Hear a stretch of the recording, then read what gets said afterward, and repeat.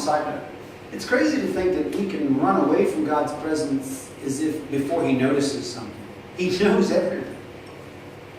He loves you with everything inside of you. He loves you with all the things that He has yet to remove. There are things inside of me that have not been removed yet that God has to remove, and I don't even know they're there yet.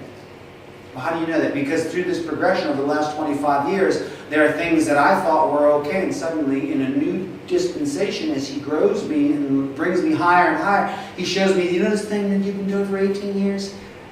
Yeah, let's stop it. It happens to me again and again. I'm like, what? I thought that was okay. He said, it's been okay, and I've been winking at it, but no more. How many of you ever had that happen? That's His progressive work inside of us. And He knows what we can handle and when we can handle it. And if He is telling you to change some part of your life, He's challenging you with His presence, He also is offering you the grace to be able to do whatever He's challenging you about. Show me a coin. Whose image in the Scripture do you have on? What is that? Caesar's. So they took the coin and he took the coin from them. Lend me a coin. It actually says in the Greek, lend me a coin, because give me a coin would mean like give it to me, thank you, put it in his pocket. He said, let me borrow a coin. So they gave it to him, he looked at it.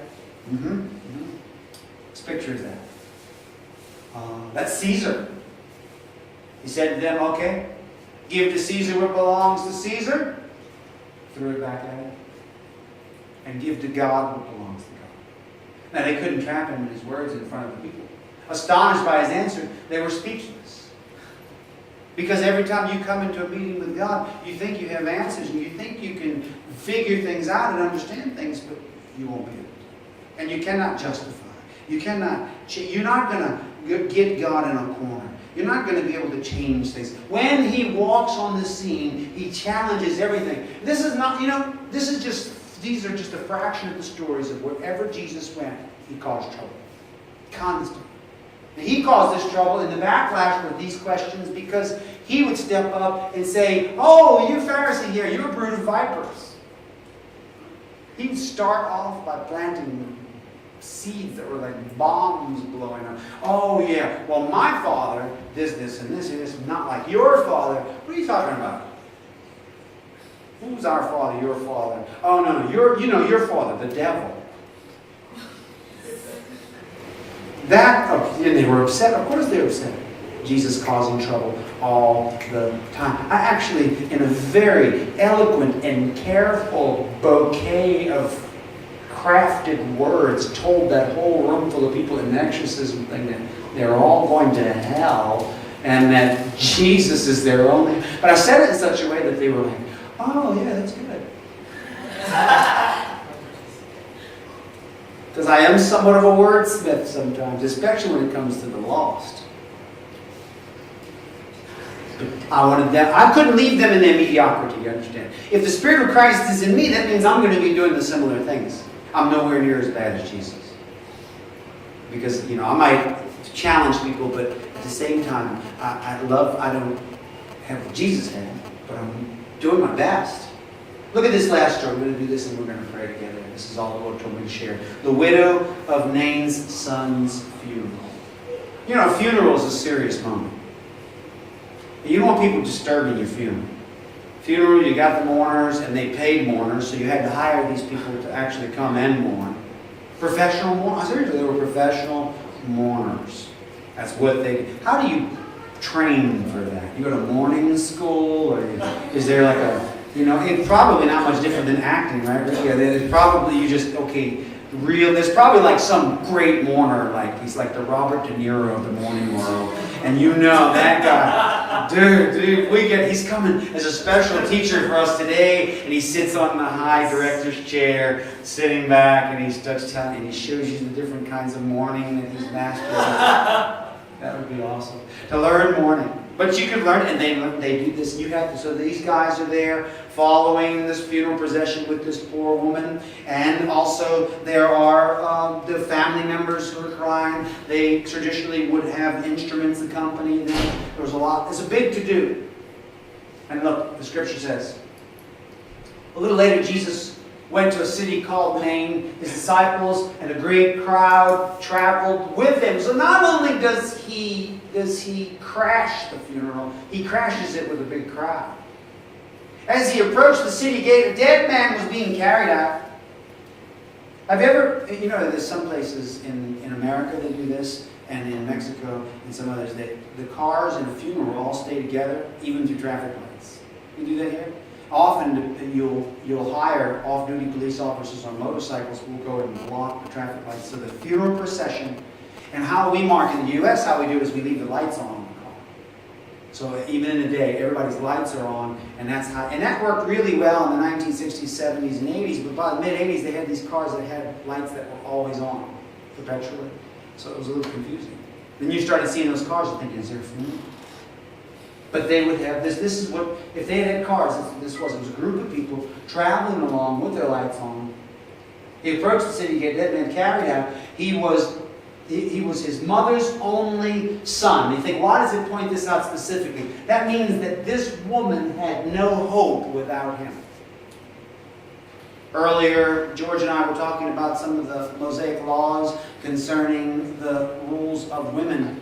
We read it this morning in our devotional time. But did you know that a woman who was under her father could not enter into a contractual agreement with someone without the knowledge of the father? She could, but it says in the day that the father found out about that contract, he could nullify it with simply a word, saying, I didn't know about this. And let's say that she got a credit card and she went out and got a couple of Gucci bags and some Dolce & Gabbana and maxed out a $10,000 limit on a credit card that she was approved to have. If the father did not know about it within the law of Moses, then the father could go to the credit card company and say, I had no idea that she got this. I didn't approve this. And then they would be responsible with the lost money and she wouldn't. Pretty cool law. Yes and no, then that means that there's no young woman could ever get credit with anybody. What idiot would grant credit because it would be a scam. Well, also it worked with a wife. If a wife was married, like Barbara married to me, if she went out and applied for credit or entered into a contract or a deal or tried to sell something, even a property, those people would have to try to find me to make sure if I agreed to it. And if they didn't, this could go on for days without me knowing, and they could think they owned it, but the day that I found out about it, according to the law, I could go and say, I never approved this, and they would be forced to give the property back or lose whatever was lost. And so therefore, women, the only people that did not have this were widows and divorcees. Widows and divorcees were not held by this law, but the others did. Now, if, however, a man found out about it and didn't protest and didn't say anything within 24 hours, then nothing could be done about it. It would be a valid contract. I like the laws. They're interesting. So, this woman in that culture that had such laws, which, of course, as George and I have concluded, that's not possible in today's economy of things. We're not going to have those laws because also, as George said, those women were not working in those days. Those women were tending to the home. So they didn't have a means of making it. That's what the problem is. This woman couldn't work. So without her son, without a husband, who's providing for her? No one. The death of the son was the end of her life. She was going to be reduced to being a beggar. Needless to say that she needed her life changed. And a lot of people think that he raised this young man. It's not about the young man, it's all about the woman. She's the one that needed the miracle. The man he was gone. Well, how did it affect him either way? It affected her. It's always the living who are left suffering when someone dies. The dead, if they're dead in Christ and they know Jesus and they're born again, they're happy to be out. Once they get to heaven, I don't think they think, I wish I could go back to earth. On the contrary, I believe they're like, earth? What's that? I'm in heaven. And the people I know that have actually visited heaven, they said that I didn't want to come back. People that have died on operating tables, and I've talked to a few people who've had some amazing experiences, and they know that once you get there, you never want to come back. I don't know if this young man made it to heaven or not, or at least to paradise, because this was before Jesus paid the price on the cross. So a large crowd in the city was with her. There she is, mother's only son had died, and she was a widow. She had nobody to take care of her, and there was a large crowd from the city with her. When he saw her, the Lord had compassion for her and said, "Don't cry." He stepped forward and touched the stretcher on which the dead man was being carried. Those carrying him stood still. Jesus said, "Young man, I say to you, get up." The dead man sat up and began to speak, and Jesus gave him to his mother. As I said earlier, whenever Jesus walks on the scene, he challenges everything. He changes everything. He transforms everything. When he walks into a situation that is hopeless, a situation where there's death, he changes it. When he walks into a temple, if there's things out of order, his presence is going to set it straight. When there's a debate or an issue, he's going to speak exactly the wisdom that you need spoken to settle the issue. When you're in sin and the whole world is turned against you and they're going to kill you, he comes in and with some simple scribbling on the ground, mysteriously, we still don't know what that is. I heard another evangelist say he wrote on the ground, "hypocrite."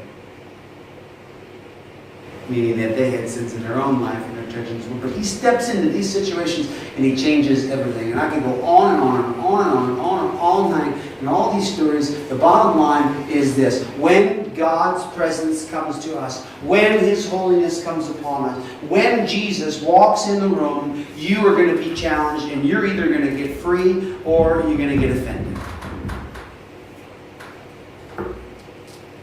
The woman could have been offended by the fact that Jesus was busting in the middle of her funeral. Imagine if it would have upset her, and if she had said, What are you doing? Can't you respect this funeral that's going on? She could have done that.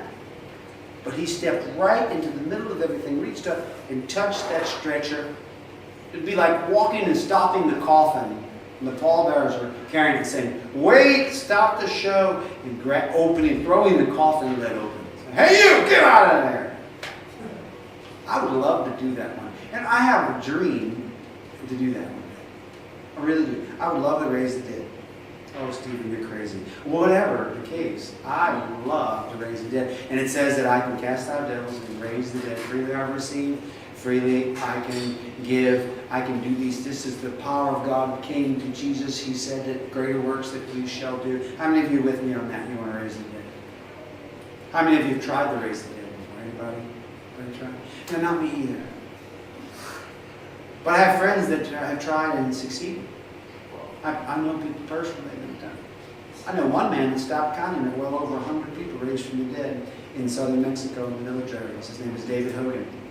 He teaches a Bible school course called Raising the Dead 101. He's perhaps one of the only people on earth qualified to teach it.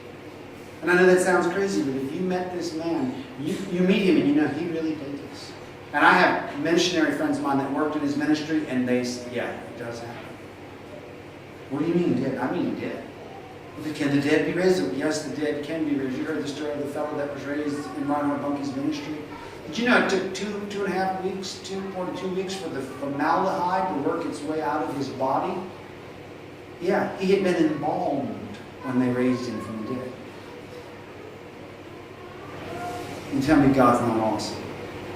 This guy rose from the dead and was full of embalming fluid, and he stank of formaldehyde for 2 weeks because that's how long it took it to run out of his pores and out of his body.